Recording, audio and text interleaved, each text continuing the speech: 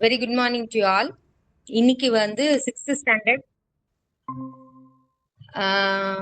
Sixth 6ஆம் வகுப்புல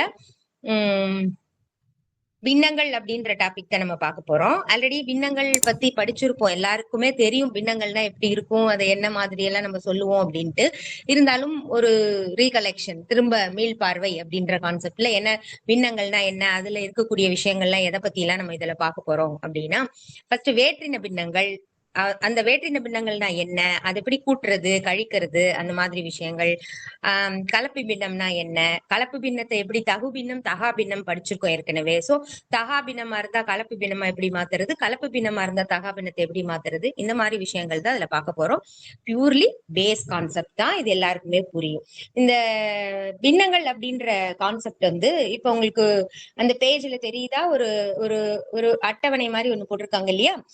ஒரு கேக், ஒரு பர்த்டே ஃபங்க்ஷனை வச்சுதான் நம்ம வந்து நார்மலாவே கேக் கட்டிங், அந்த கேக்கை வச்சுதான் நம்ம பின்னங்கள்ன்ற கான்செப்டையே எக்ஸ்பிளைன் பண்ணுவாங்க. இப்போ ஒரு கேக் ஃபர்ஸ்ட் படத்துல பாருங்க, 2 பேர் தான் இருக்காங்க. சோ 2 பேருக்கு ஒரு கேக்கை பங்கிட்டு கொடுக்க போறோம் அப்படின்னு சொன்னா எப்படி பங்கிடலாம், சமமாக சரிசமமாக ஒவ்வொருக்கும் கொடுக்கற மாதிரி கொடுத்துடலாம் இல்லையா. சமமா கட் பண்ணோம் அப்படின்னா 2 பார்ட் கிடைச்சிரும். அதுல ஒரு பார்ட் ஒருத்தருக்கு, இன்னொரு பார்ட் ஒருத்தருக்கு. 2 பேர் இருந்தா அளவு கூடுதலாக கிடைக்குது. எப்படி, அந்த ஒவ்வொருவரும் பெரும் பங்கு அப்படின்னு கொடுத்திருக்காங்களா, அதுக்கு முன்னாடி பகிர்ந்து கொண்ட நபர்களின் எண்ணிக்கை அந்த இடத்துல பாக்ஸ்ல பாருங்க, 2 பேர் தான் இருக்காங்க.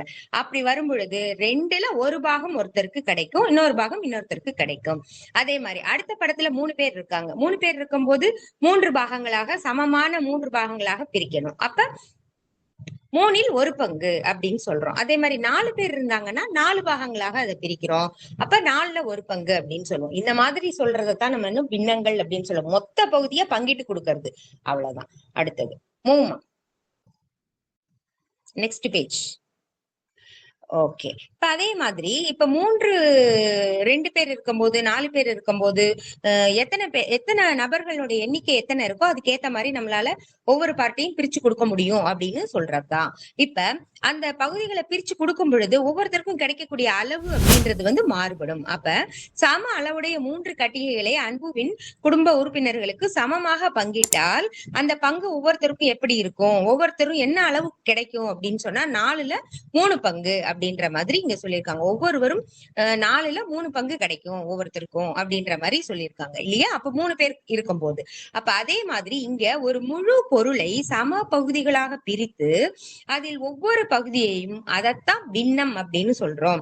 அதான் சொன்னேன், முழு பொருளை எத்தனை நபர்கள் இருக்காங்களோ அவங்களுக்கு ஏற்றவாறு பிரித்து சம அளவுல பிரித்து கொடுக்கறதுக்கு பேருதான், அந்த பிரித்து ஒவ்வொரு பகுதியும் கொடுக்குறோம் இல்லையா, அதைத்தான் நம்ம என்ன பண்றோம், பின்னம் அப்படின்னு சொல்றோம். ஒரு பொருளில் இருந்து அல்லது குழுவாக உள்ள பொருட்களின் மொத்த சம பகுதிகளில் இருந்து தேர்ந்தெடுக்கப்பட்ட பகுதி அல்லது பகுதிகளை குறிப்பதற்கு பேருதான் பின்னம் அப்படின்னு சொல்றோம். மொத்தத்துல எத்தனை பகுதி, அப்ப கொடுக்க என்ன என்ன பகுதியை நம்ம கொடுக்க போறோம், எப்படி கொடுக்கறது, எத்தனை பேர் இருக்காங்க அவங்களுக்கு ஈவனா பங்கிட்டு கொடுக்கறது. இப்ப சின்ன பிள்ளைங்க எல்லாம் பாத்தீங்கன்னா, ஃபர்ஸ்ட் ஸ்டாண்டர்டு செகண்ட் ஸ்டாண்டர்ட் பிள்ளைங்க எல்லாம் பார்த்தோம்ல, இப்ப எல்லாருமே எல்கேஜி யூகேஜில இருந்தே ரொம்ப சாரி எல்கேஜி யூகேஜில இருந்து ரொம்ப தெளிவா இருக்காங்க குழந்தைங்க எல்லாருமே. இப்ப ஒரு சாக்லேட்டோ ஒரு பிஸ்கெட்டோ இல்ல கேக்கோ ஏதோ ஒண்ணு கொண்டு போனா, உனக்கு ஆஃப் எனக்கு ஆஃப் பிடி அப்படின்னு சொல்லிட்டு மாத்தி மாத்தி எடுத்துக்கிறாங்க. 2 பேர் இருந்தாங்கன்னா. அதே 4 பேர் இருந்தாங்க அப்படின்னு சொன்னா கொஞ்சம் கொஞ்சமா அளவை கட் பண்ணி, இந்த இது உனக்கு இது உனக்கு அப்படிங்கிற மாதிரி பிரிச்சு எடுத்துக்கிறாங்க. சோ அதுதான் நம்ம பின்னம் அப்படின்னு சொல்றோம்.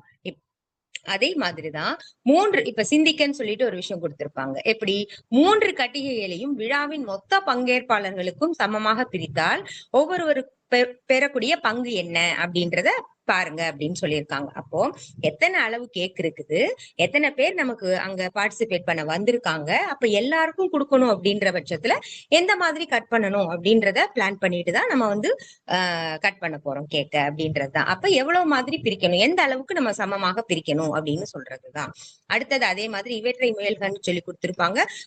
மொத்த பகுதி இருக்கும், மொத்த பகுதியில அந்த ஷேடட் போர்ஷன் எவ்வளவுன்னு இருக்கிறதா பின்னமாக குறிப்பது. இது தெரியும், நிழலிட்ட பகுதின்னு சொல்லியிருக்காங்க இல்லையா, கலர் கலரா போட்டிருக்காங்க. இப்ப ஃபர்ஸ்ட் பிக்சர்ல மொத்த ரவுண்ட் எத்தனை இருக்கு, 1 2 3 4 8 பகுதி இருக்குது. 8ல எத்தனை பகுதி கலர் பண்ணிருக்காங்க, 3 பகுதி. அப்ப 8ல் 3.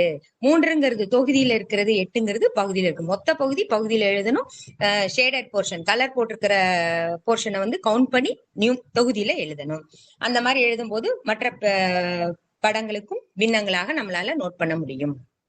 அடுத்தது ஏறுவரிசையில் எழுதுக அப்படின்னு குழுவை பார்த்து அவற்றில் உள்ள நீரின் அளவினை பின்னமாக எழுதி அதனை ஏறுவரிசையில் எழுதுக அப்படின்னு கொடுத்திருப்பாங்க.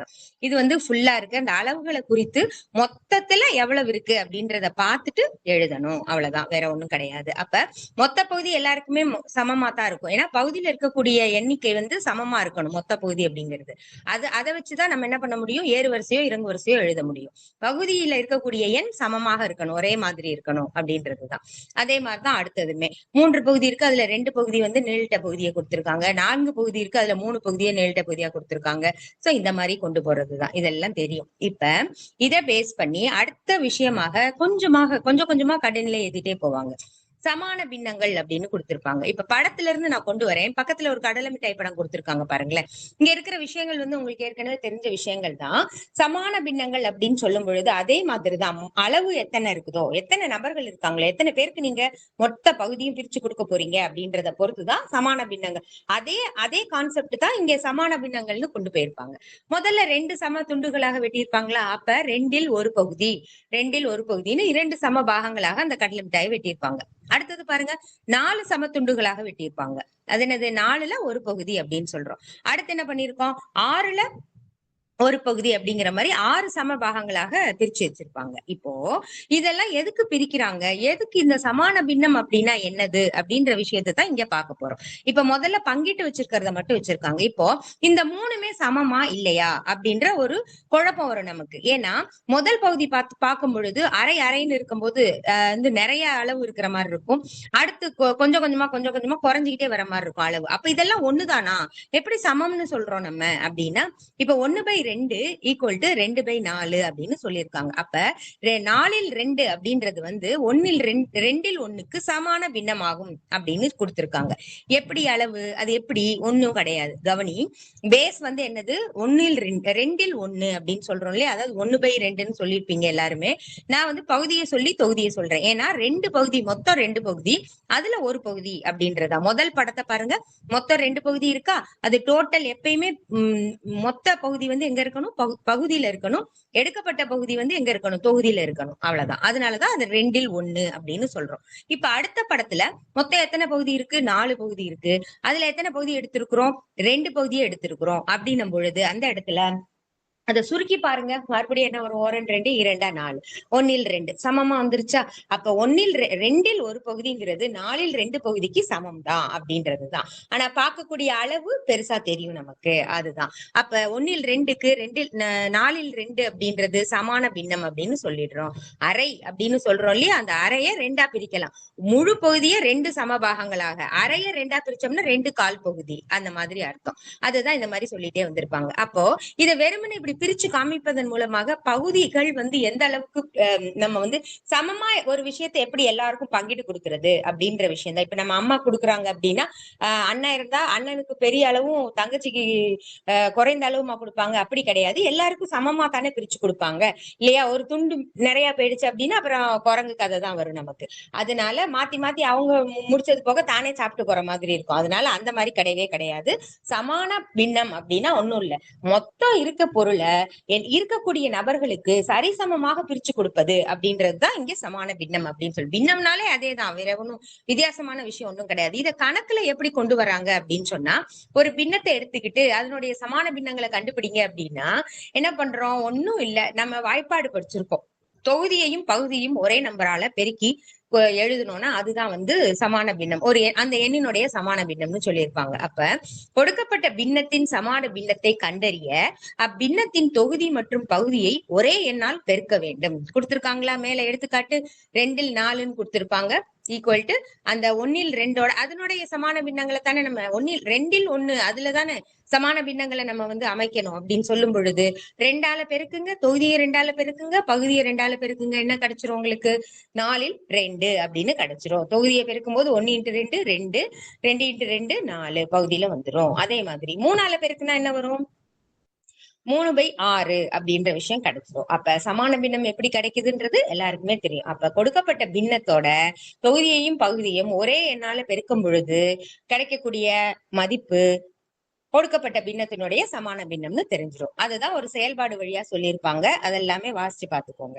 இப்ப ஒரு கணக்கு, எடுத்துக்காட்டு கணக்கு என்ன கொடுத்திருக்காங்க? 4ல் 3 மற்றும் 7ல் 2 3 சமான பின்னங்களை காண்கன்னு சொல்லியிருக்காங்க. ஒண்ணும் கிடையாது. என்ன பண்ண போறோம்? 2 வித்தியாசமான பின்னங்கள் கொடுத்திருக்காங்க. அதை பத்தி கவலைப்பட தேவையில்லை. கொடுத்த பின்னம் என்னது? 4ல் 3 எழுதிக்கோங்க. ஈக்குவல் டு 4ல் 3 அப்படின்றத நான் இப்படி சொல்லலாமா? 3/4 அப்படி சொன்னா புரியும் அப்படின்னா ஓகே. சோ ரெண்டால தொகுதியையும் பகுதியையும் பெருக்கிறோம். 2ஆல தொகுதியும் பகுதியும் பெருக்கும் பொழுது என்ன ஒரு 6, 4 2 8. இது முதல் சமான பின்னம். அதே மாதிரி கொடுக்கப்பட்ட பின்னத்தை தான் பெருக்கணுமே ஒழிய நீங்க 2ஆல பெருக்கி வச்சிருக்கிற ஆன்சரை பெருக்க கூடாது. ஓகேவா? அப்ப 4ல் 3 அப்படின்றதுதான் கொடுக்கப்பட்ட பின்னம். அந்த பின்னத்து 4ல் 3க்கு தான் சமான பின்னம் அமைக்கணும். அப்ப அடுத்த இடத்துல என்ன பண்றோம்?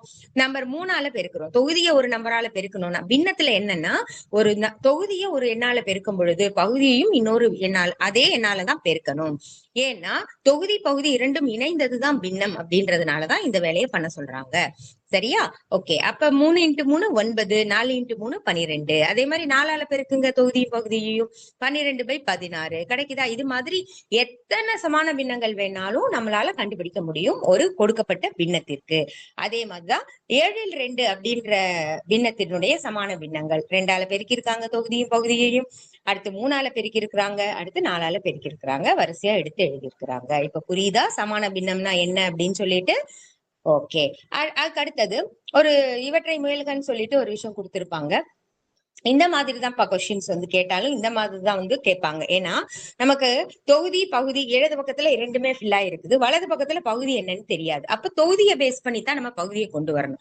எந்த இடத்துல ஃபில் ஆயிருக்குதோ அது ஒண்ணுனுடைய ஒண்ணு. இப்ப 9 பெருசா 3 பெருசா அப்படின்னு பாருங்க. அப்ப 1 மடங்குகளா தான் இருக்குது. அப்ப 3ஓட எதை பெருக்குன்னா 9 வரும்? 3 பெருக்குன்னா வரும். அதே நம்பரோட தான் கீழே பெருக்குங்க.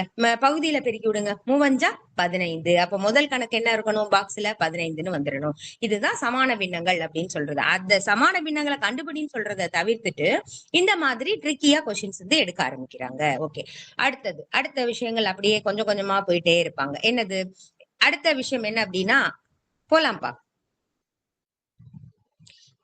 வேற்றின பின்னங்களை ஒப்பிடுதல் அப்படின்னு கொடுத்திருப்பாங்க. அதாவது ஒப்பிடுதல் அப்படின்னா வேற்றின பின்னம்னா என்ன? நமக்கு எப்பயுமே பகுதி ஒரே மாதிரி இருந்தா அது வேற்றின பின்னம்ன்றது சொல்ல முடியாது நம்மளால. இப்போ ஃபார் எக்ஸாம்பிள் என்ன மாதிரி கொடுத்திருக்காங்க? ஒரு சில சூழல்கள் கொடுத்திருக்காங்க. அந்த சூழல்களை பேஸ் பண்ணி சில விஷயங்களை சொல்ல மாதிரி சொல்லியிருப்பாங்க. சூழல் 1 என்ன கொடுத்திருக்காங்க? முருகன் கணித தேர்வுல 10க்கு 9 மதிப்பெண் பெற்றிருக்கான். அறிவியல்ல 10க்கு 7 அப்படின்னு கொடுத்திருக்காங்க. இதுல எது சிறந்த மதிப்பெண் அப்படின்னு சொல்ல சொல்லியிருக்காங்க. நம்ம ஜஸ்ட் பார்த்தோன்னே நம்ம என்ன சொல்லுவோம்? பகுதி 2 சமமா தான் இருக்குது இல்லையா? அப்ப 10ல் 9 அதிகமான மதிப்பா, 10ல் 7 அதிகமான மதிப்பா அப்படின்னு பார்த்தா 10ல் 9 அதிகமான மதிப்பு அப்படின்னு சொல்லிட்டு ஈஸியா சொல்லுவாங்க. அப்ப 2 கணித தேர்வுகளில் முருகன் பெற்றுள்ள மதிப்பெண்கள் ஆவன 10ல் 9 மற்றும் 20ல் 13 அப்படின்னு அடுத்தது கொடுத்திருக்காங்க. இப்ப முதல்ல சொன்னவற்றில நமக்கு தெரியும் அறிவியல் தேர்விலையும் கணித தேர்விலையும் மதிப்பு எப்படி இருக்கு? 10க்கு எத்தனை வாங்கியிருக்காங்க? அப்ப ஈஸியா கம்பேர் பண்ண முடியும். எப்படி? 10க்கு தான். ரெண்டுமே பகுதியில சம அளவா இருக்கு, ஒரே நம்பரா இருக்கு. அதனால ஈஸியா நம்மளால கண்டுபிடிக்க முடியும். அதே இது இப்ப 2 கணித தேர்வுகள், ஒன்னு 10 மார்க்குக்கு வச்சிருக்காங்க, இன்னொன்னு 20 மார்க்குக்கு வச்சிருக்காங்க. இப்ப இதுல கம்பேர் பண்ணுங்க, எதுல நல்ல மார்க் வாங்கியிருக்கான் அப்படின்னு சொல்லி பார்க்கும் பொழுது கொஞ்சம் கஷ்டமா இருக்கும். அப்ப என்ன பண்ணணும்? நம்ம 2 பின்னங்களையும் 10ல் 9ஐயும் 20ல் 13ஐயும் என்ன பண்ண போறோம்? சமமான பின்னங்களாக மாத்த போறோம். அது எப்படி சமமான பின்னங்களாக மாத்த முடியும்? பகுதி இரண்டுமே ஒரே மாதிரி இருக்கிற மாதிரி மாத்தணும். முதல் நம்பர் என்ன இருக்கு? முதல் பின்னத்துல பகுதி 10 இருக்கு, 2வது பின்னத்துல பகுதி 20ன்னு இருக்குது. இப்போ 10க்கும் 20க்கும் மிசிமா கண்டுபிடிச்சிட்டு அது எது பெரியது அப்படின்றது பார்த்தோம் அப்படின்னா இங்க கொடுத்திருக்காங்களா? முதல்ல என்ன கிடைக்குது? 18ல் 20ன்னு இருக்கு. அடுத்து 20ல் 18 அப்படின்றது என்னது? 10ல் 9ன் சமமான பின்னம் ஆகும் அப்படின்னு கொடுத்திருக்காங்க. எப்படி சமமான பின்னம் அப்படின்னு நம்மளால சொல்ல முடியுது? அதுதான் மீசிமா எடுத்து சொல்லும் பொழுது இந்த ரெண்டு பகுதியும் ஒரே மாதிரி ஒப்பிட்டுட்டோம்னா நமக்கு எது பெருசு அப்படின்றது தெரிஞ்சிடும். அப்ப என்னது எது பெருசு? இப்ப தொகுதியை மட்டும்தான் ஒப்பீடு பண்ணணும். ஏன்னா பகுதி ரெண்டு சம என்ன நம்பர் தானே இருக்கு, சேம் நம்பரா தானே இருக்கு. அப்ப 18 அப்படின்றது 13ஐ விட பெரிய எண். அதனால இங்க முருகன் முதல் தேர்வை சிறப்பாக செய்துள்ளார் அப்படின்னு அங்க சொல்றாங்க. அடுத்தது ரெண்டாவது சூழல் கொடுத்திருக்காங்க பாருங்க. ஒரு வளைகோல் பந்து தொடர் போட்டியில் ஏ என்ற அணி 6 போட்டிகளில் விளையாடி 5 போட்டிகளில் வெற்றி பெற்றது. பி அணி 5 போட்டிகளில் விளையாடி 4 போட்டிகள்ல வெற்றி பெற்றது. இவ்விரு அணிகளும் இவ்விதமாகவே தொடர்ந்து விளையாடினால் எந்த அணி தொடர்ந்து தொடர் போட்டியில் வெற்றி பெறும் அப்படின்னு கேட்டிருக்காங்க. இங்க நம்ம எடுத்துக்க வேண்டியது என்னது? 6ல விளையாடி 5 ஏன்ற அணி, அடுத்தது பீன்ற அணி 5ல விளையாடி 4ல ஜெயிச்சிருக்காங்க. அப்ப எது பெரியது அப்படித்தானே பார்க்கணும். இப்ப வழக்கம் போல என்ன பண்ண போறோம்? சமான பின்னம் தான் அமைக்கணும். எப்படி? ரெண்டு பின்னங்களுடைய பகுதியும் சமமா வைக்கணும். அப்ப சமான பின்னங்களை கண்டறிந்ததுக்கு அப்புறமா ஏ என்ற அணிய பீன்ற அணியால் போட்டிகளுடைய எண்ணிக்கையை சமமாக்கிட்டோம் அப்படின்னா நமக்கு சமான பின்னம் கிடைச்சிரும். அடுத்ததுமா அது எப்படி சமான பின்னம் உருவாக்குறோம் பாருங்க. முதல்ல இருக்கக்கூடிய பின்னம் என்ன கிடைச்சிருக்கு? 6ல் 5. அப்ப 2ஆல பெருக்குனா 10ல் 12. அடுத்தது 3ஆல பெருக்குனா 6ல் 5ன்ற பின்னத்தை தான் நம்ம ஒவ்வொரு பகுதி தொகுதியையும் சம எண்களால பெருக்கும் பொழுது நமக்கு சமான பின்னங்கள் கிடைக்குது. அடுத்தது அதே மாதிரி 5ல் 4ஐயும் சம எண்ணிக்கையால பெருக்கும் பொழுது நிறைய சமான பின்னங்கள் நமக்கு கிடைக்குது. இப்ப ஒவ்வொன்றையும் பாக்குறோம். இங்க பாருங்க, இவற்றின் சமான பின்னங்களின் மற்றும் பகுதி 30ஆக அமைகிறது அப்படின்னு சொல்லி எது கரெக்டா இருக்கு? பகுதியில எதெல்லாம் சமமா இருக்குன்னு பாருங்க. முதல்ல கிடைக்கிறதே என்ன கிடைக்குது? 30 கிடைக்குதா? அப்ப முதல் 6ல் 5 அப்படின்றதுல 30ல் 25, இந்த பக்கம் 5ல் 4 அப்படின்ற பின்னத்துல 30ல் 24 அப்படின்னு கிடைக்குது. அப்ப சமான பின்னம் வந்துருச்சா? இப்ப இதுக்கு முன்னாடி வரைக்கும் அந்த மாதிரி சேமா நம்பர் வரல.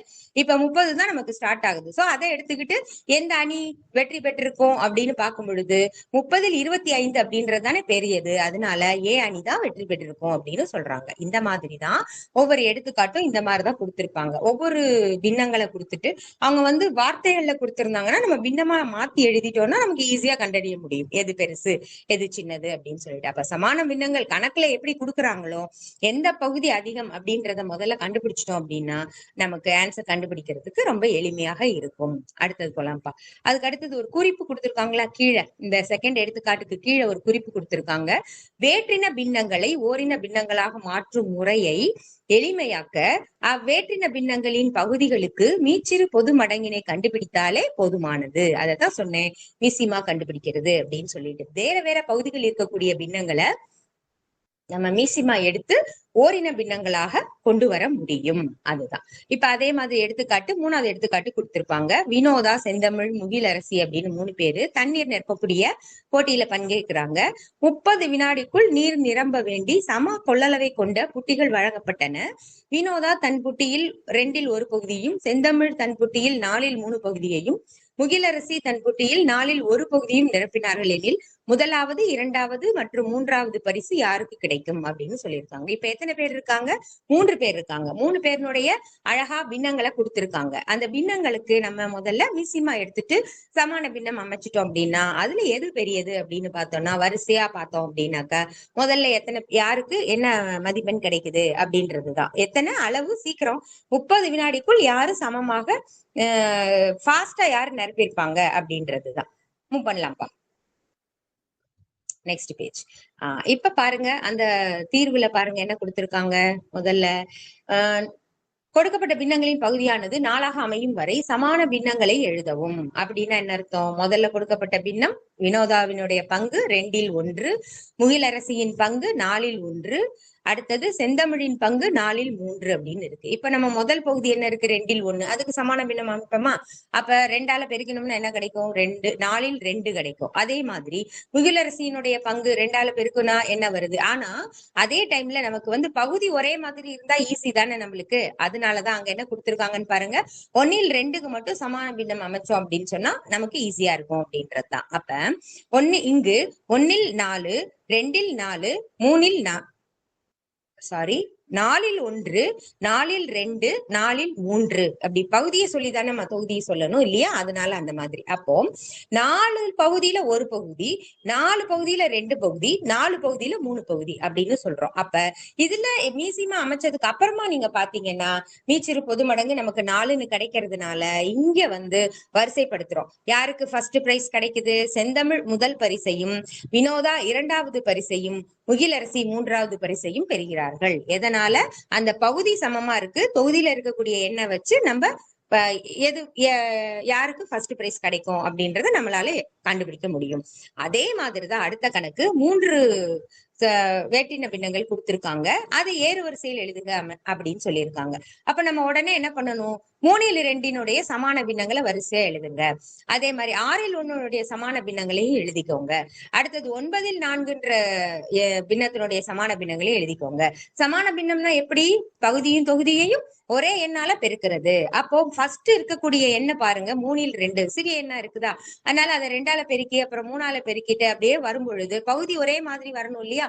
அது வர மாதிரி நம்ம அத்தனை எண்களை நம்ம பெருக்கி வச்சுக்கிறோம். இப்ப அதே இது 6ல் 1 பாருங்க, எடுத்த உடனே 2ஆல பெருக்கிறோம், 2ஆல பெருக்கணும்னு ஈஸியா வந்துருச்சு. 3ஆல பெருக்கணும்னு 3ல் 18 வந்துருச்சு. இப்ப 3ல் 2னுடைய சமான பின்னத்துல 18ல் 12 அப்படின்னு சொல்லிட்டு ஒரு பின்னம் இருக்கு. அதே மாதிரி 6ல் 1ன் சமான பின்னத்துல 18ல் 3 இருக்கு. ஒரே ஒரு நம்பர் சமமா வந்தா போதும். ஒரு பின்னம் மட்டும் சமமா, பகுதி சமமா வர்ற மாதிரி இருக்கக்கூடிய எண்ணை மட்டும் எடுத்தா போதும். 9ல் 4ன் சமான பின்னங்கள், 9ல் 4 2ஆல பெருக்கிட்டோம்னா போதும். பகுதி 18 வர்ற மாதிரி நம்ம சமப்படுத்திடுவோம். இப்ப கவனி அந்த 3 நம்பரையும். இப்ப எது பெருசு? பகுதி எல்லாம் சமமா இருக்கு அப்படின்னும் பொழுது நம்ம ஏறு வரிசையில் எழுதும் போது சிறிய எண்ல இருந்தானே பெரிய எண்ணை எழுதுவோம். பகுதியில இருக்கக்கூடிய எண் சமம் ஆயிடுச்சு. அப்ப தொகுதியில இருக்கக்கூடியது என்னவா இருக்கணும்? 3, 8, 12 இருக்குது. அப்ப 3ல் 18ல் 3, 18ல் 8, 18ல் 12. இப்ப 18ல் 3 அப்படின்றது யாரு எதுல இருந்தது? 6ல் 1 அப்படின்னு இருக்கு. அப்ப அதுதான் முதல் சிறிய எண்ணு. அதுக்கு அடுத்தது 8, 18ல் 8 அது 2வது நம்பர். அது என்னுடைய சமான பின்னம். 9ல் 4 அது அந்த பின்னத்தினுடைய சமான பின்னம். அதுக்கு அடுத்து கடைசியா இருக்கிறது தான் 3ல் 2. இப்படி ஏறு வரிசையில எழுதலாம். அதே மாதிரி இறங்கு வரிசையிலையும் எழுத முடியும். இப்ப ஒரு கணக்கு கொடுத்திருப்பாங்க. அங்க ஓரலகு பின்னத்தை ஒப்பிடுதல் அப்படின்னு சொல்லிட்டு கொடுத்திருப்பாங்க. அப்படின்னா என்னது? ஓரலகுனா 1 தொகுதியில பின்னத்தின் தொகுதி 1ஆக இருக்குது அப்படின்னா அந்த பின்னத்துக்கு தான் ஓரலகு பின்னம் அப்படின்னு பேரு. இப்ப இதை ஒப்பிடுக அப்படின்னு சொல்லி கொடுத்திருப்பாங்க. அளவு கொஞ்சம் பெருசா இருக்கும் இல்லையா? 7ல் 1, 5ல் 1. கவனி, இப்ப எப்படி இருக்கு? தொகுதி 2 சமமா இருக்கு. நமக்கு என்ன பழக்கம்? பகுதியை சமப்படுத்தி தான் நமக்கு பழக்கம், தொகுதியை சமப்படுத்தி பழக்கம் இல்ல. ஆனா ஓரலகு பின்னங்கள் அப்படின்னு சொல்லும் பொழுது இப்ப கவனிங்க, நம்ம போட்டிருக்கக்கூடிய அளவு எதுல பெருசா இருக்கு? படத்தை வச்சே கண்டுபிடிச்சிடலாமே. எதுல அளவு பெருசா இருக்குது? 5ல் 1 அப்படின்றதெல்லாம் அளவு பெருசா இருக்கு. அப்ப எது பெரிய பின்னம்? இது ரெண்டையும் கம்பேர் பண்ணும்போது 5ல் 1 கிரேட்டர் தென் 7ல் 1 அப்படின்னு சொல்றோம். அப்ப ஓரலகு பின்னங்களினுடைய பெரிய பகுதியை பெற்றுள்ள பின்னமே சிறிய பின்னமாக அமையும். எனவே ஒரே தொகுதியை உடைய 2 பின்னங்களில் சிறிய பகுதியை கொண்டுள்ள பின்னமே அவற்றுள் பெரிய பின்னமாக அமையும் என்ற முடிவுக்கு வரலாம். ஓகே, இப்ப ஓரலகு பின்னத்தை எப்படி கம்பேர் பண்றது அப்படின்றது பார்த்தோம். அடுத்தது அதை வச்சு சில விஷயங்கள் கொடுத்திருப்பாங்க. அது நீங்க பாத்துக்கோங்க, உங்களுக்கு எளிமையா தான் இருக்கும். அடுத்தது எப்படி வேற்றின பின்னங்களை கூட்டுறது, எப்படி வேற்றின பின்னங்களை கழிக்கிறது அப்படின்ற 2 விஷயத்த கொடுத்திருப்பாங்க. வேற்றின பின்னம் அப்படின்னால என்ன பார்த்தோம்? பகுதியில இருக்கக்கூடிய எண்கள் 2 பின்னங்கள் கொடுத்திருப்பாங்க, வேற வேற எண்கள் இருக்கும். அதுதான் வேற்றின பின்னம் அப்படின்னு சொல்றது. இப்ப பாருங்க, எடுத்துக்காட்ட கவனிங்க. ஆசிரியர் மேலே குறிப்பிட்டுள்ள அதே சூழ்நிலையை ரவி, அருண் 2 மாணவர்களுக்கு கொடுக்கிறாங்க. அவற்றிற்கான தீர்வினை கண்டுபிடிக்குமாறு கூறினார். ரவி மற்றும் அருண் 2ல் 1 அது மற்றும் 4ல் 1க்கான விடையை பின்வருமாறு கண்டுபிடித்தனர் சொல்லியிருக்காங்க. அங்க என்ன விஷயம் கொடுத்திருக்காங்க? என்ன சூழல் கொடுத்திருக்காங்க? வெங்கட் அப்படின்றது பால் வாங்க போயிருக்காரு. முதல்ல ஒரு 1/2 லிட்டர் பால் வாங்குறாரு. அப்புறம் ஒரு 1/4 லிட்டர் பாலை வாங்கிட்டு மொத்த அளவு என்ன அப்படிங்கிற மாதிரி எவ்வளவு பால் வாங்கியிருக்காரு மொத்தமா அப்படின்றத சொல்றதுதான். அததான் கேக்குறாங்க இங்க. அப்போ மேல கொண்டு போப்பா. கவனிங்க, ரவியினுடைய தீர்வு முறை எப்படி இருக்கும், அருணுடைய தீர்வு முறை எப்படி இருக்கும் அப்படின்றத இங்க கேக்குறாங்க. கணக்கு மேல சூழல் கொடுத்திருக்காங்க. அந்த சூழலை கவனிச்சு படிச்சுட்டு தான் இங்க நம்ம பார்க்க போறோம். இப்ப 2 மற்றும் 4ன் பொது மடங்கு என்னது? 4 தான். 2க்குமே வெவ்வேறு பின்னங்களா இருக்கிறதுனால சமான பின்னங்கள் அமைக்கும் பொழுது பகுதி சமமா இருக்கிற மாதிரியான சமான பின்னம் தான் அமைக்க போறோம். அப்ப 2ல் 1ன் சமான பின்னம் கொடுத்தாச்சு. இப்ப அந்த சமான பின்னத்தை என்ன பண்றோம்? கொடுக்கப்பட்ட 2ல் 1ஐயும் 4ல் 2ஐயும் கூட்ட போறோம். இப்ப கவனிங்க, இது ரெண்டுமே வெவ்வேறு பின்னங்கள் தானே. அப்போ அதாவது எண்கள் வேற வேற இருக்கு பகுதியில, எப்படி கூட்டுறது? அப்ப என்ன பண்ணணும், பகுதியில இருக்கிற எண்ணுக்கு மீசிமா எடுத்துட்டு கூட்டுறோம். இப்ப உங்க கிளாஸ்ல சின்ன பிள்ளைங்களுக்கு ஈஸியா புரியணுங்கிறதுக்காக சொல்லியிருப்பாங்க, பகுதியும் பகுதியும் பெருக்கி பகுதியில போடு, தொகுதியும் பகுதியும் கிராஸ் மல்டிப்ளை பண்ணி போடுங்க அப்படின்னு சொல்லியிருப்பாங்க. சோ அது வந்து புரியணுங்கிறதுக்காக, சுத்தமா எதுவும் புரியல, சமான பின்னம் எடுக்க தெரியல அப்படிங்கிற விஷயத்துல வந்து சொல்லியிருப்பாங்க. ஆனா ப்ரொசீஜர் அப்படின்னு பார்க்கும்போது எந்த அளவுக்கு எத்தனை மடங்குகளாக இருக்குன்னு கம்பேர் பண்ணிட்டு பகுதியை அதே அளவை தொகுதியில இருக்க எண்ணாலையும் பெருக்கி போடுறதுதான் சொல்றது. இப்ப வெங்கடனுடைய அளவு எவ்வளவு பால் வாங்கியிருக்கிறாரு? 8ல 3 லிட்டர் பாலை வெங்கட்ன்றவர் வாங்கியிருக்கிறாரு. ரவி வந்து கணக்கு பார்த்திருக்கான். அதே மாதிரி அருண் கணக்கு பண்ணியிருக்கான் பாருங்க.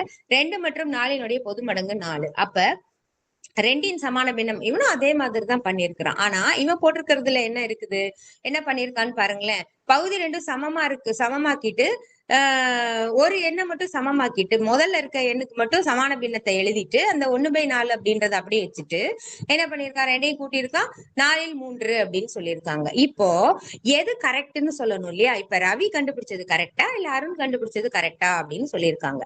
இப்ப இங்க கீழே பாருங்க, ஒரு படம் கொடுத்திருப்பாங்க. அருணின் தீர்வு காணும் முறையே சரியானது என்று ஆசிரியர் கூறினார். எதுக்குப்பா அப்படி சொல்றாரு அப்படின்னா, இப்ப கவனிங்க, எதன் மூலம்? பின்வரும் படத்தின் மூலமாக இதனை சரிபார்க்க முடியும்னு சொல்லியிருக்காங்க. இப்போ 2 பக்கத்திலயுமே 2ல் 1 சமான பின்னம் அப்படின்றது வந்து 4ல் 2ன்றது 2 பேருக்குமே கிடைக்குது. அப்ப இந்த 4ல் 2 என்ன பண்ணிருக்கிறான், இந்த 4ல் 1 மட்டும் கூட்டி எழுதிட்டாங்க. அப்ப எது எளிமையான முறை, எது கரெக்ட்? திருப்பி திருப்பி 2ல் 1 சமான பின்னம் தான் என்னது, 4ல் 2ங்கிறது. மறுபடியும் அதை என்ன பண்ணி வச்சிருக்கிறான், கூட்டி வச்சிருக்கிறாங்க. அப்போ நமக்கு வித்தியாசப்படுது இல்லையா, ஆன்சர் வித்தியாசப்படுது. அதுதான் இங்க கொடுக்கப்பட்ட வித்தியாசம். என்னன்னு தெரியுதா, தப்பு எது அப்படின்னு தெரியுதா? சோ இதுதான். அப்ப என்ன பண்ணிருக்காங்க, பகுதி 2 சமமா இருக்கு, அப்ப என்ன பண்ணா போதும், தொகுதியை மட்டும், அப்ப எதுல எந்த எண்ணை மட்டும் நம்ம மாத்தி எழுதினா போதும் அப்படின்றதுதான் இங்க கொடுக்கப்பட்டது. இப்ப இங்க பாருங்களேன், 4 4 2 பகுதியையும் சேர்த்து எழுதியிருக்கான், 4ஐயும் கூட்டி எழுதியிருக்கான் இல்லையா? அப்ப அது தவறு தானே. 4ங்கிறது என்னது, காமனா சொல்லிடலாம். அப்ப ஓரின பின்னமா மாத்தினதுக்கு அப்புறம் வேற்றின பின்னங்களை ஓரின பின்னங்களாக மாற்றினதுக்கு அப்புறமா திருப்பியும் மறுபடியும் பகுதியை கூட்ட வேண்டிய தேவையில்லை. பகுதியில இருக்கக்கூடிய சம எண் ஒரே எண் தானே இருக்கு, அதை ஒரு தடவை எழுதிட்டு தொகுதியில இருக்கக்கூடிய எண்ணை கூட்டி எழுதினா போதும் அப்படின்றதுதான். அடுத்தது கவனிங்க, அடுத்த எடுத்துக்காட்டு. 3ல் 2 மற்றும் 5ல் 3 கூட்டுகன்னு சொல்லியிருப்பாங்க. அப்ப என்ன பண்ணுவோம், நம்ம இந்த மாதிரி தனித்தனியா எழுதிதான் பண்ணணும்னு இல்ல, டைரக்டா கூட உங்களுக்கு தெரியும் அப்படின்றதுனால நீங்க டைரக்டாவே பண்ணிடலாம். என்ன பண்ணுவீங்க, மிஸ்ஸிமாக்கு பகுதியில் என்ன இருக்கு, 3 5 ரெண்டுமே பிரைம் நம்பர் இல்லையா, பகா எண் தானே. அப்ப அதை அப்படியே பெருக்கிடலாமா, 3 15. அப்ப 15ங்கிறது மிஸ்ஸிமாவை எடுத்துட்டோம்னா இங்க 3 15ல எத்தனை 3 இருக்கு, 5. 5ஓட தொகுதியை பெருக்குங்க, அப்ப 2 10. அதே மாதிரி 2வது பின்னத்துல 15 தான் மிஸ்ஸிமா பகுதியில இருக்கிறது இல்லையா? அப்ப 15ல எத்தனை 5 இருக்கு, 3. அதே 3 என்ன பண்ணிடணும், தொகுதியோட பெருக்கிடணும். அப்போ 9 டக்குன்னு வந்துருச்சா, 19/15 அப்படின்றது கிடைக்குது நமக்கு. இப்ப அதுதான் கொடுக்கப்பட்ட அந்த ஆன்சர். என்ன, 2ஐயும் கூட்டி வந்த ஆன்சர் என்னது, 15ல் 19 அப்படின்னு கொடுத்திருப்பாங்க. இத சுருக்கி எழுதலாம், இல்ல அப்படியே வச்சுக்கிட்டாலும் கரெக்ட் தான், ஒன்னும் தப்பு கிடையாது. ஓகே, அடுத்தது போலாமா. அடுத்த எடுத்துக்காட்டு, சுருக்குகன் கொடுத்திருக்காங்களா, 7ல் 3 கூட்டல் 3ல் 2 அப்படின்னு கொடுத்திருக்காங்க. இங்க ஏரோ மார்க் போட்டு காமிச்சிருக்காங்க பாருங்க. பகுதியும் பகுதியும் பெருக்கி எழுதிட்டு ஒரு எண்ணினுடைய பகுதியோட அடுத்த எண்ணினுடைய தொகுதியை குறுக்கு பெருக்கல் பெருக்கிறது. அப்படி பண்ணாலும் ஆன்சர் கரெக்டா தான் வரும். என்ன கிடைக்குதுங்க, 23 21ல் 23 அப்படின்ற விஷயம் கிடைக்குது. இந்த சூழலை சிந்திக்க அப்படின்னு சொல்லிட்டு கொடுத்திருப்பாங்க. இங்க வந்து என்ன பண்றாங்க, 2ஐயும் கூட்ட தான் சொல்லியிருக்காங்க. இப்ப அடுத்தது விஷயமாக என்ன பண்ண போறோம், கழித்தலை கண்டுபிடிக்க போறோம். இதே மாதிரி இதுக்கு ஒரு கணக்கு கொடுத்திருப்பாங்க. என்னது, சுருக்குக. எடுத்துக்காட்டு 8ஐ பாருங்க. 4ல் 3 மைனஸ் 2ல் 1 அப்படின்னு கொடுத்திருப்பாங்க. இங்க நம்ம மீசிமா எடுத்துட்டு அங்க என்ன பண்ணோம், கூட்டணும் தொகுதிய. இங்க என்ன பண்றோம், கழிக்கணும். கணக்குல என்ன அடையாளம் கொடுத்திருக்காங்களோ அதை தான் நம்ம பண்ண போறோம். ஓகே, நெக்ஸ்ட் பா. இங்க என்ன பண்றோம், இதே மாதிரி பகுதியில இருக்கக்கூடிய எடுத்துக்காட்டு 8 கணக்கு பாருங்கம்மா. 4ல் 3 மைனஸ் 2ல் 1ன்னு கொடுத்திருக்காங்க. பகுதியில என்ன இருக்கு, 2 4 அப்படின்னு இருக்கு. அப்ப அதுக்கு மீசிமா கண்டுபிடிச்சா என்ன வரும், 4. அப்ப 1ல் 2ங்கிற நம்பர் முதல்ல இருக்கிறது எழுதிட்டு கூட அடுத்தது எழுதலாம். இங்க ஆர்டரா கொடுத்திருப்பாங்க, அவ்வளவுதான். 2ல் 1 அந்த பின்னத்தை எழுதி அதுக்கு சமான பின்னம் என்னது, 2ஆல பெருக்கி கொடுத்திருப்பாங்க. அப்ப என்ன வரும், 4ல் 2 வந்துருச்சு. அடுத்து 4ல் 3 அப்படிங்கிற எண்ணுக்கு சமான பின்னம் அமைக்கணுமா, தேவை இருக்குதா அப்படின்னா தேவை இல்லை. ஏன்னா இன்னொரு பின்னத்துல என்ன இருக்குது, நமக்கு பகுதி வந்து 4ன்னு வந்துருச்சு. அதனால அங்க சமமா இன்னொரு தடவை 4ல் 3க்கு இன்னொரு தடவை நம்ம என்ன பண்ண தேவையில்லை, சமான பின்னம் அமைக்க வேண்டிய அவசியம் கிடையாது. அதனால டைரக்டாவே 4 அப்படின்றத மீசிமாவை பகுதியில எடுத்துட்டோம் அப்படின்னா முதல்ல என்ன இருக்கு, 3 மைனஸ் 1, 2ல் 1னுடைய சமான பின்னம் என்ன இருக்கு, 4ல் 2 வந்துருச்சு, அதை அப்படியே போட்டுடலாம். அப்ப அதை கழிச்சு எழுதிட்டோம்னா நமக்கு 4ல் 1 அப்படின்னு கிடைச்சிரும். இந்த பின்னம் கண்டுபிடிக்கிறதெல்லாம் ரொம்ப எளிமையான ஒரு விஷயம் தான். அடுத்தது எடுத்துக்காட்டு 9 கவனிங்க. 4ல் 3 மற்றும் 7ல் 2க்கு இடையே உள்ள வேறுபாட்டை காண்க. வேறுபாடுனாலும் என்னதான், கழித்து தானே சொல்ல போறோம். அதே விஷயம் தான் இங்கேயும் கொடுத்திருக்காங்க. 2 பின்னத்துக்கும் என்ன பண்ண போறோம், சமான பின்னத்தை எழுதி கண்டுபிடிச்சிட்டு 2யும் சமான பின்னத்தை பேஸ் பண்ணி பகுதி 2 சமமாயிடுச்சு அப்படின்னு சொன்னா தேவையா இருந்தா தான் சமான பின்னம் ஒவ்வொரு அடுத்த பின்னத்துக்கு கண்டுபிடிக்கணும். தேவையில்லை அப்படின்னா விட்டுறலாம். அப்ப அதே மாதிரிதான் ஆல்ரெடி நம்ம கூடுதலுக்கு கண்டுபிடிச்சிருப்போம் முன்னாடி. அதே மாதிரிதான் இங்க என்ன பண்ண போறோம், சமான பின்னத்தை அமைச்சிட்டு கழிச்சு போட்டுற போறோம், அவ்வளவுதான். இப்ப அதேதான் இவற்றை முயல்கன்னு சொல்லி அதே மெத்தட்ல ஒரு கூட்டல் கணக்கு ஒண்ணும் கழித்தல் கணக்கு ஒண்ணும் கொடுத்திருப்பாங்க. ஸ்டெப் என்ன பண்ண போறோம், பின்னம் அப்படின்னா எடுத்துக்கிட்டு 2 பின்னத்தினுடைய பகுதியை பாருங்க வெவ்வேறா இருக்கு, அதனாலதான் வேற்றின பின்னம்னு சொல்றோம். வேற்றின பின்னமா இருந்ததுன்னா நம்ம என்ன பண்ணணும், பகுதியில இருக்க என்ன எடுத்து மீசிமா கண்டுபிடிச்சு சமான பின்னம் அமைச்சிட்டு அதுக்கப்புறம் கூட்டலோ கழித்தலோ என்ன கேட்டிருக்காங்களோ அதுதான் ப்ரொசீஜர். இதுதான் இப்ப வரைக்கும் நம்ம பார்த்திருக்கிறோம். ஓகேவா, ஒரு பின்னம்னா என்னன்னு பார்த்திருக்கோம். அந்த பின்னத்துல எது சிறியது பெரியது கண்டுபிடிக்க தெரியும். அதே மாதிரி 2 வேற்றின பின்னங்கள் கொடுத்தாங்கன்னா அதை கூடுதல் எப்படி கூட்டணும் எப்படி கழிக்கணும் அப்படின்றது தெரியும். என்ன ஸ்டெப் பண்றோம், எப்பயுமே பகுதியில இருக்கக்கூடிய எண் வெவ்வேறு எண்ணா இருந்ததுன்னா அது ரெண்டும் தகு எண்ணா இருக்கா பகா எண்ணா இருக்கான்னு பாத்துக்கோங்க. ஒன்னோட ஒண்ணு மடங்குகளா கூட இருக்கலாம். மடங்குகளா இருந்ததுன்னா எப்படி பண்றது, எளிமையான முறை ஒண்ணும் இல்ல. எந்த நம்பருக்கு மட்டும் சமான பின்னம் அமைக்கணுமோ அதுக்கு மட்டும் அமைச்சிட்டு மீதி அடுத்து அதே என்ன அப்படியே வச்சுக்கலாம். பகுதி 2 சமமா இருந்ததுன்னா அப்படியே வச்சுக்கலாம். இதுதான் விஷயம். ஓகே, இக்க அடுத்த தலைப்பா என்ன கொண்டு போயிருக்காங்க, தகா பின்னங்கள் மற்றும் கலப்பு பின்னங்கள் அப்படின்னு கொடுத்திருக்காங்க. ஒன்னும் இல்ல, தகா பின்னம்னா என்ன, அடங்காது அப்படின்னு சொல்லுவோம் இல்லையா. நம்ம இப்ப நார்மலாவே கோவம் வந்ததுன்னா நீ அடங்க மாட்ட, சொல்றதை கேட்க மாட்ட அப்படின்னு திட்டுவாங்க இல்லையா, அந்த மாதிரி. அப்போ என்ன அர்த்தம், பகுதியில பெரிய எண்ணாகவும் தொகுதியில சிறிய எண்ணாகவும் இருந்ததுன்னா தகு பின்னம் அப்படின்னு சொல்லிடுவோம். இப்ப அதே மாற்றி இருக்கும், பகுதியில சிறிய எண்ணாகவும் தொகுதியில பெரிய எண்ணாகவும் இருந்ததுன்னா அதுதான் தகா பின்னம் அப்படின்னு சொல்றது. இப்ப கலப்பு பின்னம் அப்படின்னு சொன்னா என்ன, ஒண்ணும் இல்ல, ஒரு சுச்சுவேஷன் கொடுத்திருப்பாங்க. இனியன் வந்து தனக்கு சாப்பிடறதுக்காக ஒரு 5 இட்லி வச்சுட்டு உட்கார்ந்து இருக்கான். அப்ப நடுவில் அவன் ஃப்ரெண்டு வரும்போது அவனுக்கு என்ன பண்ணுவான், அவனுக்கும் கொடுக்கணும் அப்படின்னு சொல்லிட்டு கொஞ்சமா கொடுக்க முடியாது இல்லையா. அப்ப 2 பேர் இருந்தா என்ன பண்ணுவோம், நம்ம நார்மலாவே பின்னத்தை பங்கிடுதல், பின்னம்னால என்ன சொல்ல பங்கிடுதல்.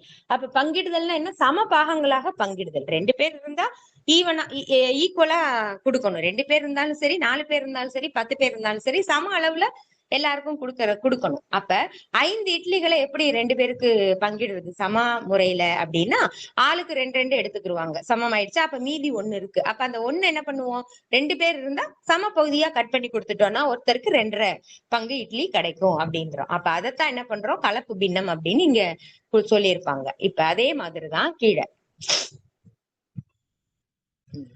அடுத்தது.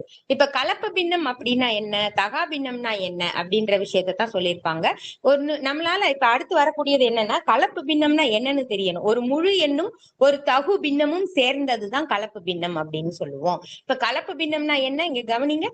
கலப்பு பின்னம் எப்படி கிடைக்கும் அப்படின்றதான் இங்க சொல்றோம். என்ன சொல்றாங்க, ஈவு கூட்டல் மீதி பை வகுக்கும் எண் அப்படின்னு கொடுத்திருப்பாங்க. ஒண்ணும் இல்ல, அதை அப்படியே சேர்த்து எழுத வேண்டியதான். ஒரு முழு எண்ணும் ஒரு தகு பின்னமும் சொன்னேன்னா அதுதான். இப்ப 2 3ல் 4, 2 அப்படின்றது முழு எண், பகுதியில 4 தொகுதியில 3ன்னு வச்சுக்கோங்க. அப்ப 4ல் 3 அப்படின்னு சொல்லுவோம். அப்ப 2 4ல் 3 அப்படின்னு சொன்னோம்னா அதுதான் என்னது, ஒரு கலப்பு பின்னம். அப்ப 2ன்னு சொல்றது என்ன, ஒரு முழு எண். ஈவுன்னு சொல்றோமா அந்த ஈவு.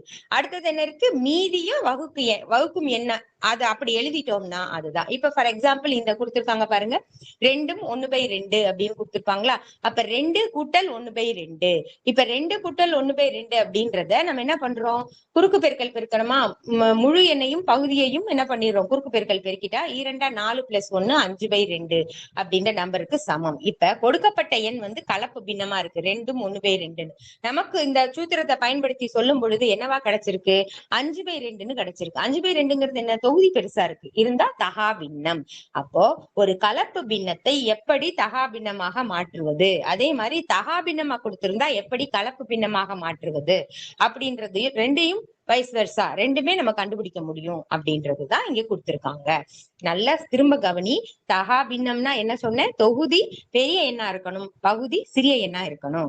ரைட். கலப்பு பின்னம்னா எப்படி இருக்கும், ஒரு முழு எண்ணும் ஒரு தகு பின்னமும் இணைந்ததுதான் கலப்பு பின்னம் அப்படின்னு சொல்றோம். இப்ப ஒரு தகா பின்னம் கொடுத்து அதை எப்படி நம்ம கலப்பு பின்னமா மாற்றணும் அப்படின்னு சொன்னா என்ன பண்ணிருக்கோம், ஒரு தகா பின்னம் அப்படின்னா என்ன, 5/2 அப்படியே ரிவர்ஸ்ல தொகுதியை பகுதியாக வகுத்துருங்க. வகுத்துட்டா நமக்கு என்ன பண்ணணும் அப்படின்றது நல்லாவே தெரியும். இப்ப கீழே சில விஷயங்கள் கொடுத்திருப்பாங்க, இந்த அட்டவணையை நிறைவு செய்க அப்படின்னு கொடுத்திருப்பாங்க. ஒரு கலப்பு பின்னம் கொடுத்திருக்காங்க, படம் போட்டு காமிச்சிருக்காங்க, அதுல எப்படி தகா பின்னமா மாற்றுறது அப்படின்னு கொடுத்திருப்பாங்க. இப்போ இங்க கொடுக்கப்பட்டதை பாருங்க. படத்துல இருந்து இடது பக்கமும் பாத்துக்கலாம், வலது பக்கமும் பாத்துக்கலாம். முதல் படத்துல ஒரு 4 வட்டங்கள் இருக்கின்றன. அந்த 4 வட்டங்கள்ல 3 வட்டங்கள் முழுமையாக கலர் போட்டிருக்காங்க, 4வது வட்டத்துல பாதி மட்டும் போட்டிருக்காங்க. அப்போ இதுல இருந்து என்ன தெரியுது, முழுதாக போடப்பட்ட வட்டம். அப்ப 3 வட்டங்கள் முழுமையாக நிறைந்துள்ளன. அப்ப 3 வட்டங்கள் அதுதான் முழு எண் அப்படின்னு நான் சொல்றேன். போட்டு ஃபார்முலா படிதான் போகணும்னு குழப்ப வேண்டாம், படத்துல வச்சே நீங்க கவனிங்க போதும். முழுமையா இருக்கிறதா ஒரு சிங்கிள் நம்பர் 3. பக்கத்துல இருக்கிற 4வது வட்டம் என்ன, பின்னம் பகுதி மாதிரி இருக்குதா. அப்ப மொத்தம் எத்தனை இருக்கு, அந்த வட்டத்துக்குள்ள 2 பார்ட்டா இருக்குதா. அப்ப 2ல் 1 எத்தனை பகுதி, 2. எத்தனை பகுதி இருக்கு, 2. அதை பகுதியில போட்டுக்கோங்க. எத்தனை பகுதியில கலர் போட்டிருக்காங்களோ அதை தொகுதியில போட்டுக்கோங்க. அப்ப என்ன வரும், 3½ வட்டங்கள் வந்துருச்சா. அதே மாதிரி இப்ப 3½ வட்டத்தை கலப்பு பின்னமா இருக்கு, தகா பின்னமா மாத்தணும் அப்படின்னா என்ன பண்ணுவோம், 3ஐயும் 2ஐயும் அப்ப முழு எண்ணையும் பகுதியையும் பெருக்கிட்டு தொகுதியை கூட்டிடணும். கூட்டிட்டா என்ன வந்துரும், 7 அரை வட்டங்கள். அப்ப 7 பகுதியில இருக்கிற எண் என்ன, 2, அது அப்படியே எழுதிடணும். புரியுதா. சோ இதுதான், இந்த மாதிரி கான்செப்ட் தான் இந்த படத்தை வச்சு இடது பக்கத்துல கலப்பு பின்னமாகவும் வலது பக்கத்துல தகா பின்னமாகவும் நம்மளால எழுத முடியும் அப்படின்றதுதான் இங்க சொல்லியிருக்கிறது. அடுத்ததுமா இப்ப கணக்கு கொடுத்திருக்காங்க பாருங்க. எடுத்துக்காட்டு 10 கவனிங்க. 5ம் 7ல் 3ம் தகா பின்னமாக மாற்றுக அப்படின்னு கொடுத்திருக்காங்க. இப்ப கொடுக்கப்பட்ட எண் என்ன எண், கலப்பு எண் இல்லையா. அப்ப கலப்பு எண்ணை தகா பின்னமா மாற்றணும் அப்படின்னு சொன்னா என்ன பண்ணணும், சூத்திரம் என்னது, முழு எண் பெருக்கல் பகுதி கூட்டல் தொகுதி பை பகுதி. அதுதான் கான்செப்ட். நம்ம ரோஸ் கலர்ல கொடுத்திருக்காங்களா, அது நார்மலா சூத்திரம் அதுதான். அப்ப அதை பேஸ் பண்ணி இப்ப என்ன பண்ணுவோம், நம்ம 7ஐயும் 5ஐயும் பெருக்கிட்டு 3 கூட்டிட்டு பகுதியில இருக்க 7 அப்படியே எழுதிருவோமா. அதுதான் இங்க அடுத்த லெவல் போட்டிருக்காங்க ஸ்டெப்ல. கவனி, 5 × 7 + 3/7 கொடுத்திருக்காங்களா. 7 35, 35 3 38/7. பாருங்க எப்படி வந்துருச்சு, ஒரு கலப்பு பின்னம் தகா பின்னமா வந்துருச்சா. கலப்பு அப்படின்னால என்ன அர்த்தம், ஒரு முழு எண்ணும் ஒரு தகு பின்னமும் கலந்த எண்ணுக்கு பேருதான் கலப்பு பின்னம் அப்படின்னு சொல்றோம். இப்ப அதே தொகுதி அதிகமாகவும் பகுதியில இருக்கக்கூடிய எண் குறைவான எண்ணாகவும் இருந்ததுன்னா அதுக்கு பேரு தான் தகா பின்னம் அப்படின்னு சொல்றோம். இப்ப அதே மாதிரி இதுக்கு ஒரு எடுத்துக்காட்டு கொடுத்துட்டாங்க, அதுக்கு அடுத்த எடுத்துக்காட்டு கவனிங்க. 3ல் 17ஐ கலப்பு பின்னமாக மாற்றுங்கன்னு சொல்றாங்க. 3ல் 17 நான் எப்பயுமே பகுதியை சொல்லிதான் தொகுதியை சொல்றேன்ப்பா, நீங்க 17/3 அப்படின்னு கூட நீங்க சொல்லிக்கிறதுனா சொல்லிக்கலாம், ஒன்னும் தவறு கிடையாது. சரியா. ரைட். இப்ப தகா பின்னம் இருக்குது, தகா பின்னத்தை எப்படி கலப்பு பின்னமா மாற்றுறது அப்படின்னு சொன்னா தொகுதியை பகுதியால வகுக்கணும். தொகுதியை தான், பெரிய எண்ணை தானே சின்ன எண்ணால வகுக்க முடியும், அதனாலதான் தொகுதியை பகுதியால் வகுக்கணும். 17 3ஆல வகுத்தா என்ன வரும், முழுமையான 3. எத்தனை 3 இருக்கு 17லன்னா 5 3 இருக்கு இல்லையா. அப்ப அதை கழிக்கும் பொழுது ஈவு மீதி வகுக்கும் எண் அப்படின்னு கொடுத்து நமக்கு சொல்லியிருக்காங்க பாருங்க. அப்போ எப்படி முதல்ல எழுதணும், முழு எண்ணுக்கு என்ன வரணும், ஈவு. எத்தனை முழு எண் இருக்குது, 5 3 இருக்குது 17ல, அதனால 5 முழு எண்ல எழுதிடுங்க. பகுதியில என்ன இருக்கு, பகுதியில என்ன போட போறோம், வகுக்கும் என்ன பகுதியில போடுங்க, மீதிய தொகுதியில போடுங்க. இப்ப இந்த மாதிரி கணக்கு செஞ்சுட்டு நம்ம கணக்கு செஞ்சது ரைட்டா தப்பா எப்படின்னு எப்படி கண்டுபிடிக்கிறது, ஏதாவது ஒரு மெத்தட். அதாவது இப்போ கலப்பு பின்னத்தை தகா பின்னமா மாத்துறதுக்கான வழி மேல பார்த்தோமா, எப்படி முழு எண்ணை பகுதியால பெருக்கிட்டு தொகுதியோட கூட்டினோம் இல்லையா. அதே மாதிரி 5 × 3 15, 15 + 2 17. ஓகே, தொகுதி வந்துருச்சு, பகுதியில 3, அவ்வளவுதான். இந்த மாதிரி ரிவர்ஸ்ல கூடயும் நம்ம செஞ்ச கணக்கு ரைட்டா அப்படின்றத செக் பண்ணிக்கலாம். இப்ப அதுக்கு அடுத்த விதமாக கலப்பு பின்னம்னா எப்படி இருக்கும்னு தெரிஞ்சிருச்சு. அந்த கலப்பு பின்னத்தை எப்படி கூட்டுறது, எப்படி கழிக்கிறது அப்படின்றத அடுத்த சூழல். ஓகேவா? இப்ப அடுத்த கணக்குக்கு போயிடலாம்ப்பா. சூழல் தெரிஞ்சதுதான் எல்லாருக்குமே. சோ 3 கலப்பு பின்னங்கள் இல்ல 2 கலப்பு பின்னங்கள் கொடுத்திருப்பாங்க. அதை கூட்டுறது எப்படி அப்படின்னு பார்க்க போறோம். நெக்ஸ்ட்மா. இந்த கணக்கை கவனிங்க. சரவணனுடைய தந்தை வாங்கிய துணியின் அளவுகள் முறையே அப்படின்னு கொடுத்திருக்காங்க. கலப்பு பின்னமா கொடுத்திருக்காங்களா, தகா பின்னமா கொடுத்திருக்காங்களா? ஓகே, கலப்பு பின்னமா தான் கொடுத்திருக்காங்க. எனில் அவர் வாங்க வேண்டிய துணியின் மொத்த நீளம் காண்க அப்படின்னு கொடுத்திருக்காங்க. துணியினுடைய மொத்த நீளம் என்னது? தனித்தனியா வாங்கியிருக்கிறார் அவரு. எப்படி? 2ம் 4ல் 3, 2ம் 2ல் 1 மற்றும் 1ம் 4ல் 1 மீட்டர் வாங்கியிருக்கிறாங்க. இப்போ நம்ம ஒவ்வொரு கலப்பு பின்னத்திலையும் என்ன நம்பர் இருக்குது? முதல்ல ஒரு முழு எண் இருக்கு, அப்புறம் ஒரு பின்னம் இருக்கா பக்கத்துல, தகு பின்னம் இருக்குதா? அப்ப முழு எண்ணை ஃபுல்லா முதல்ல தனியா எடுத்துருங்க. முதல் கலப்பு பின்னத்துல இருக்கிற முழு எண் என்னது? 2. அதே மாதிரி 2வதுலயும் 2, 3வது எண்லையும் 1ன்னு இருக்கு. அப்ப மொத்தமா அந்த முன்னாடி இருக்கக்கூடிய அந்த முழு எண்ணை மட்டும் எடுத்து கூட்டிருங்க. முதல்ல நமக்கு குழப்பம் இல்லாம இருக்கும், தனித்தனியா கண்டுபிடிச்சுக்கலாம். அப்ப மொத்தம் என்ன வருது? 5 மீட்டர். அதுக்கு அடுத்து அதுல பின்னங்கள் சேர்ந்திருக்குதா? அப்ப தகு பின்னம் சேர்ந்திருக்குதா பாருங்க. 4ல் 3, 2ல் 1, 4ல் 1. இப்ப இது எல்லாத்தையும் என்ன செய்யணும்? நம்ம கூட்டணும். இப்ப கூட்டல் பகுதி பாக்குறச்சே அங்க கணக்குல கொடுக்கும் போதே 2 எண்கள்ல பகுதி சமமா இருக்குது. நடுவுல ஒரு இடத்துல மட்டும்தான் வேற ஏதோ ஒரு நம்பர் இருக்குது.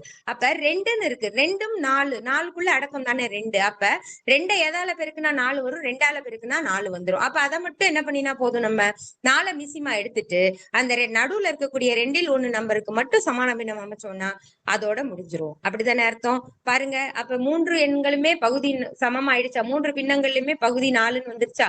அப்ப தொகுதியில இருக்கிற பின்னத்துல என்ன பண்ணிருக்கிறாங்க கவனிச்சுக்கோங்க. முதல் நம்பர் அப்படியே தான் இருக்கு. பகுதியில 4 4 கம்பேர் பண்ணிக்கோங்க. அப்ப தொகுதியில இருக்கக்கூடிய நம்பர் அப்படியே இருக்கும். இப்ப 2வது எண்ல என்ன இருக்குது? 2 இருக்குது. இங்க 4ன்னு வரணும். என்ன செஞ்சா 4ன்னு மாறும்? 2ஆல பெருக்குனா. அப்ப பகுதியை 2ஆல பெருக்குனா 4ன்னு மாறுதுன்னா அப்ப தொகுதியை 2ஆல பெருக்கணும் இல்லையா? அதனால 1ஓட 2 பெருக்கணும்னா 2. 3வது பின்னத்தை கவனிங்க. 4 தான். 4ல எத்தனை 4? 1 தான். அப்ப ஒண்ணும் பிரச்சனை இல்லை, அது அப்படியே எழுதிட வேண்டியது. அதாவது என்ன அர்த்தம்? 4ல எத்தனை 4? 1. அப்ப 1ஓட 1 பெருக்கும் போது 1 தான். அதனாலதான் நான் அப்படியே எழுதிடலாம்னு சொன்னேன், வேற ஒண்ணும் இல்ல. இப்ப தொகுதியை கூட்டிருங்க. 3 + 5, 3 + 2 5, 5 1 6/4 வந்துருச்சா? இப்ப இந்த 6/4 எப்படி பிரிக்கிறாங்கன்னு பாருங்க. சுருக்கலாமா அத? அப்ப 3 2 6 2 4ன்னு பிரிச்சிடலாம். அப்போ மறுபடியும் என்ன ஆகுது? 3/2ன்னு கிடைக்குது. இப்ப இந்த தகா பின்னமா இருக்கு இல்லையா? இந்த தகா பின்னத்தையும் நம்ம எப்படி பிரிச்சு எழுதிடுறோம்? கலப்பு பின்னமா பிரிச்சு எழுதிடுறோம். எப்படி பிரிக்கிறோம்? தொகுதியை பகுதியால வகுக்கிறோம். 3 2ஆல வகுக்கிறோம். வகுக்கும் பொழுது என்ன கிடைக்குது? ஒரு முழு அளவும் ஒரு 2 முழுமையான 2ஆகவும் மீதி ஒரு ஆஃபும் இருக்கு. 3ல என்னது? அப்படித்தானே போட முடியும். நம்ம பிரிச்சோம்னா அவ்வளவுதானே கிடைக்குது. அதே மாதிரி ஏற்கனவே நம்ம 5 மீட்டர் வச்சிருக்கோம். அப்ப 5 + 1 இதுல இருக்கிற முழு எண் பிளஸ் ஏற்கனவே வச்சிருக்கிற முழு எண் 5 1 6. அப்ப 6.5 மீட்டர் அப்படின்னு பிரிக்கிறாங்க. இது எளிமையான ஒரு முறை. அதாவது முழு எண்களை கூட்டிட்டு பின்னங்களுக்கு மட்டும் நம்ம மீசிமா எடுத்து போட்டுறோம் அப்படின்னா ஈஸியா இருக்கும். இல்ல அப்படின்னா நான் தகா பின்னமா மாத்திட்டு கூடயும் நம்மளால என்ன பண்ண முடியும்? இதே ஆன்சரை கொண்டு வர முடியும். சோ எந்த மெத்தட் ஈஸியா இருக்கோ அந்த மாதிரி மாத்திக்கோங்க. மோஸ்ட்லி இந்த மெத்தட் தான் ரொம்ப ஈஸியா இருக்கும். ஏன்னா முழு எண்களை ஃபுல்லா அப்படியே கூட்டிட்டு பின்னத்துக்கு மட்டும் நம்ம கம்பேர் பண்ணி சமான பின்னங்கள் எதுக்கு வேணுமோ அதுக்கு மட்டும் எடுத்துட்டு அப்படியே ஆன்சரை கொண்டு வர்றதுதான். ஓகேவா? அதே மாதிரி அடுத்த கணக்கு கொடுத்திருக்காங்க பாருங்க. 3ம் 4ல் 2 + 7ம் 5ல் 2ன்னு கொடுத்திருக்காங்க. ஆஸ் யூஸ்வல் நம்ம என்ன பண்ணிடுறோம்? முழு எண்களை பிரிச்சு எழுதிடுறோம். முன்னாடி முதல் கலப்பு எண்ணுல என்ன இருக்கு? 3ங்கிறது தான் முழு எண். 2வது கலப்பு எண்ணுல என்னது? 7ங்கிறது தான் முழு எண். அப்ப 7 3 10 முடிஞ்சது. அதுக்கடுத்து இருக்கிற பின்னம் என்னது? 4ல் 2 + 5ல் 2 அப்படின்னு கொடுத்திருக்காங்க. அப்ப பகுதி 2ம் வெவ்வேறு தான். அப்ப 4ங்கிறது இரட்டைப்படையன், 5ங்கிறது ஒற்றைப்படையன். அப்ப 2த்துக்கும் சமான பின்னம் பண்ணும்போது நம்ம என்ன பண்ணலாம்? எளிமையா 5ஐயும் 4ஐயும் அப்படியே பெருக்கி மீசிமா 20ன்னு எடுத்துக்கலாம். ஏன்னா 20ல 4ம் இருக்கு 5ம் இருக்கு அப்படின்றதுனால எளிமையா கொண்டு வர முடியும் அப்படிங்கிறதுக்காக. இல்லைன்னா மீசிமா கண்டுபிடிச்சிட்டு உட்கார்ந்துருக்கணும். அவ்வளவுதான் விஷயம், வேற ஒண்ணும் இல்ல. எப்படி பண்ணாலும் 20 வரும் நமக்கு. அப்போ 4 இப்ப கம்பேர் பண்ணுங்க. சமான பின்னங்கள் அமைப்போமா? 4ல் 2க்கு சமான பின்னம் எப்படி அமைக்கிறது? இப்ப நான் 20ன்னு நான் என்ன பண்ண போறேன்? பகுதியை மாத்த போறேன். அப்ப 20ல எத்தனை 4 இருக்கு? 5. அப்ப 5 அப்படின்னும் போது தொகுதியில 2 தான் இருக்கு. அப்ப 2 10. அடுத்த பின்னத்துல பாருங்க. அதையும் 20ல எத்தனை 5 இருக்கு? 4. அப்ப தொகுதியை பெருக்கும் போது 4 2 8. இது பண்ண தெரியும் எல்லாருக்குமே. அப்ப 10 8 18, 20 18. இப்ப 20 18 அப்படின்றது என்னது? ஆக்சுவலா தகுபின்னம் தான், நமக்கு பிரச்சனை கிடையாது. இப்ப இதை என்ன பண்ணலாம்? திரும்ப சுருக்கலாமா? எப்படி சுருக்கிறது? 2வது வாய்ப்பாடுல சுருக்குறங்க பார்க்கலாம். 9 2 18, 12 20 அப்படின்னு எழுதுறோம். அப்ப 10 கூட்டல் 10 9. அப்ப 10ம் 10 9 கலப்பு பின்னமா வந்துருச்சா? அதேதான். அப்ப அழித்தானுடைய அம்மா 5 அடுத்து இன்னொரு சூழல் கொடுத்து அதை சிந்திக்க சொல்லியிருப்பாங்க. வேற ஒண்ணும் இல்ல. இந்த மாதிரிதான் நம்ம கணக்குகளை வந்து எடுத்துக்கிட்டே போகணும். மெத்தட் ஒண்ணுதான்ப்பா. கூட்டலோ கழித்தலோ, கூட்டல் சொல் அடையாளம் போட்டிருந்தா கூட்டி எழுத போறோம், கழித்தல் அடையாளம் போட்டிருந்தா கழிச்சு எழுத போறோம். அவ்வளவுதான் விஷயம். அடுத்த கணக்கு கவனிங்க. என்ன இருக்கு? இப்ப கழித்தல் தான் பண்ண சொல்லியிருக்காங்க. அப்ப இதே அளவு என்ன கொடுத்திருக்கு? அனிதாவினுடைய அம்மா 5.5 லிட்டர் பால் வாங்கியிருக்காங்க. அதுல 3.25 லிட்டர் பாலை பாயாசம் பண்ணிட்டாங்க. மீதி எவ்வளவு இருக்கும் அப்படின்னு கேட்டிருக்காங்க. அப்ப மொத்தம் இருக்கிற பால் எவ்வளவு? 5.5 லிட்டர். அதுல 3.25 லிட்டர் பாலை கழிச்சிட்டோம்னு சொன்னா மீதி எவ்வளவு பால் இருக்கும் அப்படின்றத நம்ம கண்டுபிடிக்க முடியும் நம்மளால. இப்ப அதே மாதிரிதான் கவனிக்கலாமா? 5.5 மைனஸ் 3.25 லிட்டர் அப்படின்னு கொடுத்திருப்பாங்க. அப்ப வழக்கம் போல என்ன பண்றோம்? இங்க கவனிங்க. என்ன பண்ண போறோம்? நம்ம கூட்டல் இருந்ததுன்னா முழு எண்ணை அப்படியே கூட்டிடுறோம். இங்க கழித்தல் இருக்கிறதுனால 5 மைனஸ் 3, அப்ப கழிச்சு எழுதணும் 2. அதுக்கடுத்து என்ன இருக்கு? 2ல் 1 மைனஸ் 1ல் 4, அதுதான் வந்து என்னது? 4ல் 1, அதுதான் வந்து பின்னம் இல்லையா? அப்ப அதே மாதிரி கவனிங்க. ரெண்டுத்துக்கும் எது 2 பகுதியில இருக்கக்கூடிய எண் வந்து என்ன இருக்கு? 2 4. அப்ப 1 2 அதனுடைய மடங்குகளா தான் இருக்குது. அப்ப 4ங்கிறத நம்ம வந்து மிசிமாவா எடுத்துடலாம். அப்ப எடுக்கும் பொழுது முதல் பின்னத்துக்கு மட்டும் சமான பின்னம் அமைத்தால் போதுமானது. அப்ப இந்த 2ஓட 2 பெருக்கினோம்னா என்ன வந்துரும்? 4. அப்ப தொகுதியும் 2ஆல பெருக்குங்க. பெருக்கினா என்ன வரும்? 2/4ன்றது கிடைச்சிடும். அப்ப பகுதியில இருக்க என்ன 4, தொகுதியில இருக்கிறது 2 மைனஸ் 1, அப்ப என்ன வந்துரும்? 1/4. அப்ப ஆல்ரெடி நம்ம கழிச்சு வச்சிருக்கோம் முழு எண்ணில இருந்து. 2ம் 4ல் 1 லிட்டர் பால் தான் மிச்சம் இருக்கும் அப்படின்றத வந்து நம்மளால கண்டுபிடிக்க முடியும். இதுதான்ப்பா கலப்பு பின்னம். இங்க ஒரு குறிப்புன்னு ஒண்ணு கொடுத்திருப்பாங்க பாருங்க. கழிக்கும் கலப்பு பின்னத்தின் முழு பகுதி மற்றும் பின்ன பகுதியானது கழிக்கப்படும் கலப்பு பின்னத்தின் முழு பகுதி மற்றும் பின்ன பகுதியை விட பெரியதாக இருந்தால் மட்டுமே இந்த பின்னத்தை, இந்த முறையை பயன்படுத்த முடியும். கரெக்ட் தான். அதுக்கு மாதிரிதான் கேட்பாங்க. பட் எப்பயாவது ரேரா நம்மள செக் பண்ற மாதிரி ஏதாவது நம்பர் சேஞ்ச் பண்ணி கேட்கலாம். இப்ப கவனிங்க. அடுத்த கணக்கு கொடுத்திருக்காங்க பாருங்க. இங்கு 9 இஸ் கிரேட்டர் தென் 3 மற்றும் 4ல் 1 இஸ் லெஸ் தென் 6ல் 5 அப்படின்னு கொடுத்திருக்காங்க. அதாவது மேல சொன்ன கணக்கு தான். 9ம் 4ல் 1 மைனஸ் 3ம் 6ல் 5 அப்படிங்கிற கணக்கு சுருக்குகள் கொடுத்திருக்காங்க இல்லையா? அதுதான், வேற ஒண்ணும் இல்ல. இப்ப நம்ம என்ன பண்ணுவோம்? நார்மலா முழு எண்களை முதல்ல கழிச்சு எழுதிடுவோம். 9 மைனஸ் 3 அப்படின்னு கொடுத்தா 6ன்னு நம்ம வந்து கண்டுபிடிச்சு எழுதிடுவோம். அதுக்கு அடுத்து இருக்கக்கூடிய எண் என்ன இருக்குது? 4ல் 1 6ல் 5 அப்படின்னு கொடுத்திருக்காங்க. இப்போ இதுல அடுத்த செயலாக நம்ம என்ன செய்ய போறோம்? அந்த இடத்துல என்ன பண்ணிருக்காங்கன்னு கவனிங்க. நம்ம மேற்சொன்ன முறையிலையும் பண்ணலாம். இங்க எப்படி கொடுத்திருக்காங்கன்னு பாருங்க. கலப்பு பின்னமா இருக்கிறதுனால அதை என்னவா மாத்திருக்காங்க? தகா பின்னமா மாத்தி அதுக்கப்புறமா வேல்யூவை கண்டுபிடிச்சிருப்பாங்க. இங்க பாருங்க என்ன வருதுன்னு பாருங்க. இவங்க கொடுத்த மெத்தட் படி பார்க்கலாம். நமக்கு ஏற்கனவே முன்னாடி பண்ண அந்த மெத்தட் வழியாவே நீங்க ஆன்சர் பண்ணி பார்க்க முடியும். அப்படி பார்க்கும் பொழுது இங்க என்ன கொடுத்திருக்காங்க? கலப்பு பின்னத்தை தகா பின்னமாக மாற்ற வேண்டும். அப்படி மாற்றிட்டு அதுக்கப்புறமா கழிக்கலாம் அப்படின்னு சொல்லியிருக்காங்க. அப்ப தகாபின்னமா மாத்துவோமா? முதல் கலப்பு பின்னத்தை தகாபின்னமா மாத்தலாம். 2வது கலப்பு பின்னத்தையும் தகாபின்னமாக மாற்ற முடியும் அப்படின்றத. இப்ப முதல்ல என்ன பண்ணிருக்காங்க? அவங்க 3ம் 6ல் 5ன்ற நம்பருக்கு முதல்ல வந்து தகாபின்னமா மாத்திருப்பாங்க இல்லையா? அந்த என்ன தகாபின்னமா மாத்திருக்காங்க? எப்படி தகாபின்னமா மாத்திருக்காங்க? முழு எண்ணையும் பகுதியையும் பெருக்கி தொகுதியை கூட்டியிருப்பாங்க. அதுதான். அப்ப என்ன வருது? 18 5 23/6 அப்படின்னு கொடுத்திருக்காங்க. அப்ப 23/6 அப்படின்றதுதான். இங்க அதே மாதிரி இன்னொரு எண் நமக்கு என்ன கிடைச்சிருக்கு? 9ம் 4ல் 1 அப்படின்னு கொடுத்திருப்பாங்க. 9ம் 4ல் 1 எங்க இருக்குங்க? அந்த எண்ணே இல்லாம இருக்கு. அதனால ஒன்னும் பெரிய இது இல்ல. கவனமா கவனிங்க. இங்க வந்து அடுத்த என்ன என்ன சொல்லியிருக்காங்க அப்படின்னு கவனி. என்ன இருக்கும்? அவங்க நம்பர் மாத்தி கொடுத்திருக்காங்கடா. 36 1 37 4 அப்படின்னு சொல்லி கொண்டு வந்திருப்பாங்க. சரியா? சோ இப்ப இந்த 4க்கும் 6க்கும் என்ன பண்ணிருக்கணும்? தனித்தனியா கலப்பு பின்னத்தை வந்து தகாபின்னமா மாற்றிக்கோங்க. தகாபின்னமா மாத்திட்டு அதுக்கப்புறமா இதனுடைய பொது மடங்கு கண்டுபிடிச்சிட்டு கம்பேர் பண்ணிட்டோம்னா, கழிச்சு எழுதிட்டோம்னா நமக்கு கிடைக்கக்கூடிய மதிப்பு கிடைச்சிடும். அவ்வளவுதான். ரெண்டுமே ஒரே மெத்தடு தான். நம்பர் மட்டும் இங்க சேஞ்ச் ஆயிருக்கு. அவ்வளவுதான், வேற ஒண்ணும் இல்ல. சேம் இது ஒரே விஷயத்த அப்படியே கொடுத்திருக்காங்க. இன்னொரு பின்னத்துக்கு நமக்கு போடல. அதனால அப்படி தெரியுது உங்களுக்கு. வேற ஒண்ணும் இல்ல. இப்ப டைரக்டா 37/4ன்னு ஒரு டேர்ம் கொடுத்திருக்காங்களா? அங்க இன்னொரு பின்னத்தை வந்து மாத்தி எழுதிக்கோங்க. எழுதிக்கோங்க, நீங்க கண்டுபிடிச்சு எழுதிக்கோங்க அந்த இடத்துல, அவ்வளவுதான்.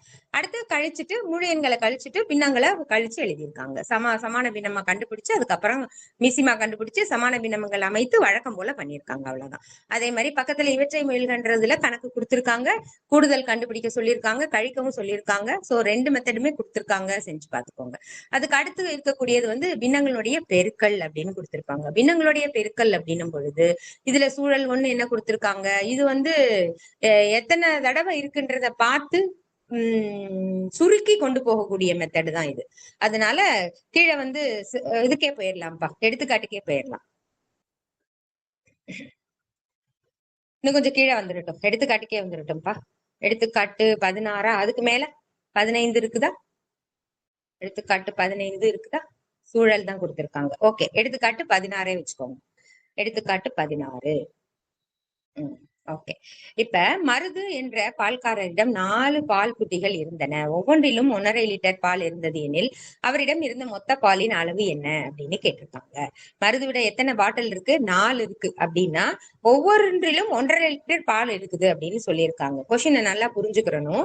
4 பால் பாட்டில் இருந்தது, ஒவ்வொரு பாட்டிலையும் 1.5 லிட்டர் இருக்கு அப்படின்னு சொன்னா அப்ப எத்தனை லிட்டர் அவங்க கிட்ட இருந்திருக்கணும் மொத்தம் அப்படின்னா இங்க சொல்லியிருக்கிறத பாருங்க. 4 புட்டிகள் இருந்தன, ஒவ்வொன்றிலும் 1.5 லிட்டர் பால் உள்ளதால் அவரிடம் 4 மடங்கு 1.5 லிட்டர் பால் இருக்குன்னு அர்த்தம். இப்ப 4 மடங்கு அப்படின்னு என்ன அர்த்தம்? 4 × 1.5 லிட்டர், 1.5 லிட்டர் ஒரு பாட்டில்லையும் 1.5 லிட்டர் இருந்திருக்கும் அப்படின்னு சொல்லியிருக்காங்க. அப்ப அந்த 1/2 கலப்பு எண் இருக்கு இல்லையா, 1.5 லிட்டர் 4 தடவை கூட்டி பாருங்க. அதே 4ஆல 1.5 லிட்டர் பெருக்கி பார்த்திருக்காங்க, வேற ஒண்ணுமே இல்லை. இப்ப கவனிங்க எப்படி போட்டிருக்காங்க, 4 மடங்கு 1.5 லிட்டர் அப்படின்னு சொல்லியிருக்காங்க. அப்ப 4 மடங்குன்னா என்ன அர்த்தம்? மடங்குனாலே பெருக்கல் தானே அர்த்தம். அப்ப 4 × 1.5 லிட்டர். இப்ப இதை எப்படி பெருக்கி இருக்கிறாங்க? அந்த 1.5 அப்படின்றத வந்து 1 + அரைன்னு எடுத்துக்கிட்டு × 4ன்னு போட்டிருக்காங்க. அப்ப 1ஆல 4 பெருக்கிட்டோம்னா 4 வந்துரும், முழு எண்ணா மாதிரி முடிஞ்சிருச்சு.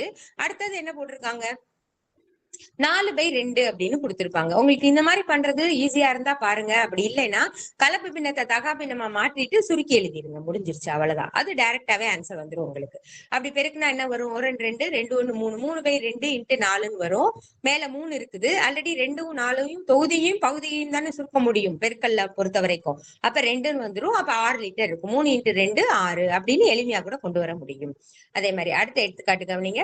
ஒருவர் 3 கிலோ அரிசியை 3 பைகளில் சரிசமமாக நிரப்ப விரும்பினார் எனில் ஒவ்வொரு பையிலும் எவ்வளவு அரிசி இருக்கும்னு கேட்டிருக்காங்க. அப்ப ஒவ்வொரு பையிலும் எவ்வளவு இருக்குதாண்டா? 3 4/3 அப்படின்னு சொல்லி சமமா நிரப்பணும் அப்படின்னு சொல்லியிருக்காங்க. அப்ப ஒவ்வொரு அரிசியிலையும் 3ல் 1 பங்கு உள்ளது அப்படித்தானே அர்த்தம். அப்ப 3ல் 1 பங்கு × எத்தனை அரிசி இருக்குது? 3ம் 4ல் 3 பகுதி அரிசி இருக்குது அப்படின்னு சொல்லியிருக்காங்க. அப்ப இந்த 2ஐயும் பெருக்கும் பொழுது என்ன வந்திருக்குன்னு பாருங்க. 1/3 அப்படியே வச்சுட்டு இந்த கலப்பு பின்னத்தை மட்டும் பிரிச்சு எழுதுறாங்க. எப்படி? 3 + 3/4, அதான் நமக்கு பழக்கம், அதை தான் சேர்த்து எழுதுவாங்க. அப்போ இங்க 3 வெளியில உள்ள நம்பரால முதல்ல 3ல் 1 3ஆல பெருக்கிக்கோங்க முதல்ல. அடுத்தது 3ல் 1 4ல் 3ஆல பெருக்கிக்கோ. 2 நம்பரா பிரிச்சுக்கிறாங்க, அவ்வளவுதான், வேற ஒண்ணும் இல்ல.